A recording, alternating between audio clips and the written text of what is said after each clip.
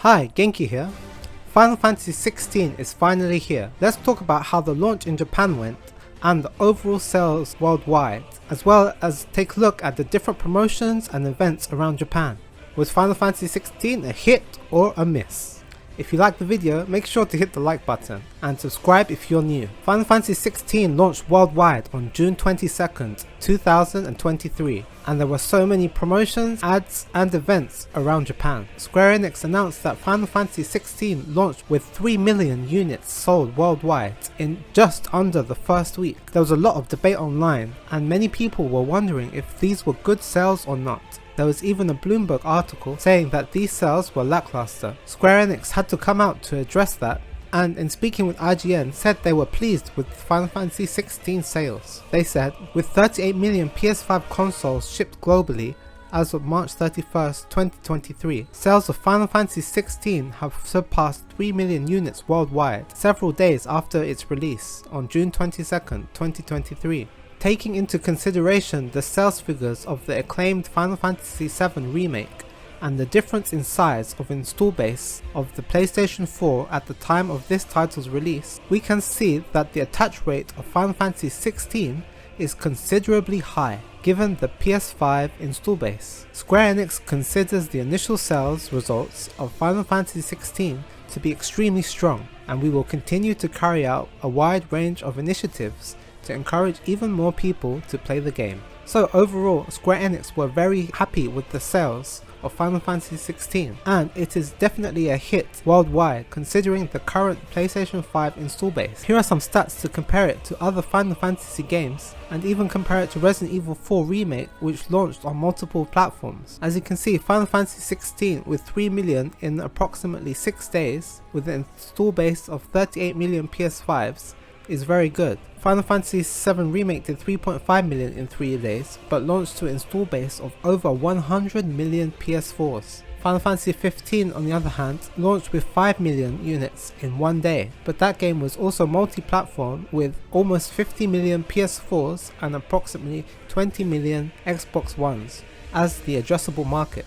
Resident Evil 4 Remake did 3 million in 2 days on all platforms. That includes Xbox, PC and PlayStation, an install base of over 200 million users. So considering those things, Final Fantasy XVI sold very well. Now let's look at Japan. It's a bit of a different scenario. In Japan, Final Fantasy XVI opened with 336,000 units sold in its first week on sale. It was the best launch for a PlayStation 5 game ever in Japan. If we look at the data from Games Data Library on Twitter, we can see that Final Fantasy XVI had the biggest launch for a PlayStation 5 game in Japan with 336,000 units. This is more than 3 times more than the second place game, which is Elden Ring, with 90,000 units sold in its first week. And it has automatically become the highest selling PlayStation 5 game in Japan, straight from launch. Considering the current PlayStation 5 install base in Japan, these sales are quite decent, but if we look at the overall sales of the Final Fantasy series in Japan, then you could say the sales are not that great, as it is half of what Final Fantasy VII Remake and Final Fantasy XV sold at launch. We can see there has been a considerable decline in the popularity of the Final Fantasy series in Japan for many different reasons. I visited Yodobashi Camera on the launch day of Final Fantasy XVI, and the store was filled with Final Fantasy XVI promotions. I also visited the Final Fantasy XVI Square Enix Cafe collaboration in Akihabara. It was decorated with loads of different images from Final Fantasy XVI and had an awesome Final Fantasy XVI themed menu. The food was really good and I enjoyed my time there. So looking at the sales of Final Fantasy XVI in Japan, I'd say it's done okay, especially if you consider the current PlayStation 5 install base in Japan. The current install base is currently at 3.8 million units, but PlayStation 5 in Japan has had many issues, from lack of supply, from Sony prioritizing other markets such as the US and Europe, to scalping to other countries such as China and the surrounding countries, as well as the price increase which happened last year. The actual PlayStation 5 install base in Japan could be up to half of what the current actual figure is, due to the scalping and importing to surrounding countries. We can also see this judging by the super low current PlayStation 5 software sales. where the charts are dominated by Switch games. The Final Fantasy series is not as popular as other series in Japan like Dragon Quest, which has always been more popular compared to Final Fantasy. The Final Fantasy series exploded on the worldwide scene with the release of Final Fantasy VII and high quality cinematics for the time. So as the popularity of Final Fantasy started to wane in Japan, Square Enix shifted more and more focus to the global market and not just Japan to expand the reach of Final Fantasy. The decline of Final Fantasy is not a recent thing, and the Final Fantasy series has been in decline since Final Fantasy XIII, which was over a decade ago. And the Final Fantasy series in Japan is very much tied to PlayStation. With the recent decline of PlayStation in Japan, it was only natural that the Final Fantasy series would continue to decline in Japan as users moved to Switch and mobile, and even to PC in recent months due to the lack of availability and the high price of the PlayStation 5. Most Japanese gamers don't have the time to sit around at home on a couch and play dedicated home consoles as much as before. Switch, on the other hand, is much more suitable to modern Japanese lifestyles. So the Final Fantasy series has had a drop off in Japan, and this also correlates to the theme of Final Fantasy XVI, which has gone for a more Western feel in its aesthetic, with a more medieval European theme to the game, and it's going for that Game of Thrones type aesthetic. And in terms of gameplay, it is becoming more like a Sony first party game in style, similar to God of War. So it was only natural for the sales to decline in Japan, as it is not the primary region that the game is trying to appeal to. Japanese tastes are very different to the Western tastes in terms of the games that they enjoy the most, with games such as God of War selling millions and millions worldwide but only a couple thousand units in Japan. Also, the move to action combat as opposed to turn-based, which is Japan's bread and butter, is also another factor, as well as the lack of proper Japanese lip sync in the game. For the first time in the series, the English voice acting is the main voice acting, and the Japanese voice acting was based upon the English VO performances.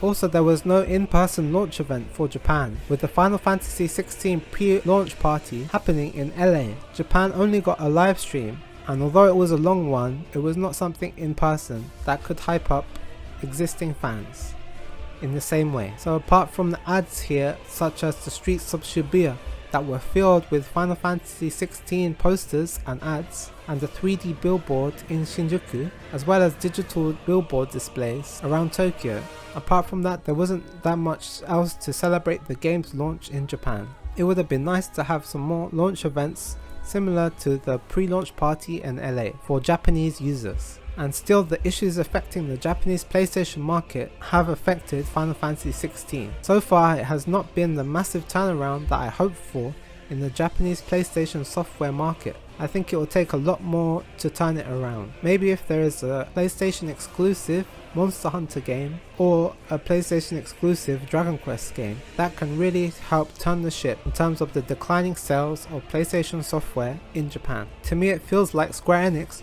are trying to replicate the PlayStation AAA quality game model with games like Final Fantasy XVI and Forspoken that are taking many elements from Sony's first party games like God of War, and this will naturally have an effect on the popularity of those games in Japan as they try to grow the market for those games worldwide. In all, the game is amazing. I am having an absolute blast playing it. The story, action and characters are super good. The combat is great. The voice acting is amazing, and I love the British accents that are genuine and adds a lot of flavour to the game. The side quests do get a bit boring and repetitive in their structure, but there are some good ones that do offer a lot of world building and extra lore to the game, but some of them can be quite monotonous in terms of going here, picking up an item and then bringing it back.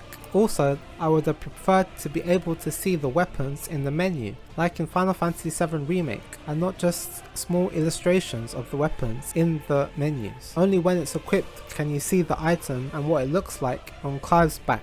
Also, I would have liked some more mini-games in the game. The people in Hideaway must have played some games to pass the time. How about some darts, or a card game like Triple Triad, or a board game like Fort Condor in Final Fantasy VII Remake Intermission? That would have been a cool addition in my opinion. Also, I find riding the chocobos super fun, so I would have liked to have some kind of chocobo racing minigame, like in the desert for example, racing some NPCs. That would have been a nice way to make use of the more open areas in the game. But overall, the game is really amazing, and I would recommend doing a few of the side quests, such as the Jill and Torgal side quests, before the end of the game.